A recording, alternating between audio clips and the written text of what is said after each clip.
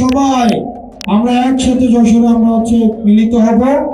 এবং আপনারা জানেন আওয়ামী লীগের চ্যাপ্টার আমরা ক্লোজ করে দিয়েছি।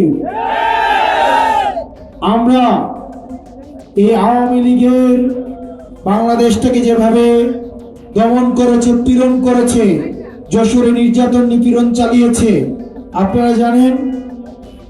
আমরা সেসব বিষয়ে এবং আমাদের এই যে সংবিধান সংস্কার বিচার ইত্যাদির বিষয়ে আমরা আগামীকাল আমরা যশোরে পদযাত্রা করব।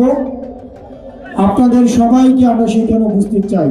আপনারা ভালো থাকবেন, আপনারা সুস্থ থাকবেন। আপনাদের সাথে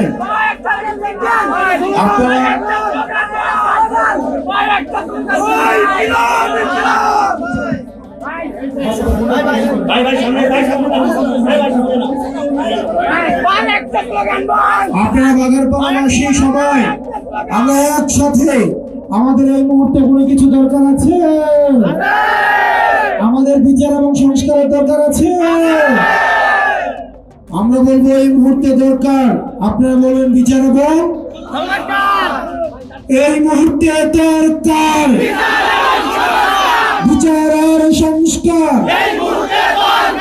এই মুহূর্তে দরকার বিচার আর সংস্কার, এই মুহূর্তে দরকার ইনকিলাব ইনকিলাব, এনসিপি এনসিপি, ইনকিলাব ইনকিলাব, এনসিপি এনসিপি।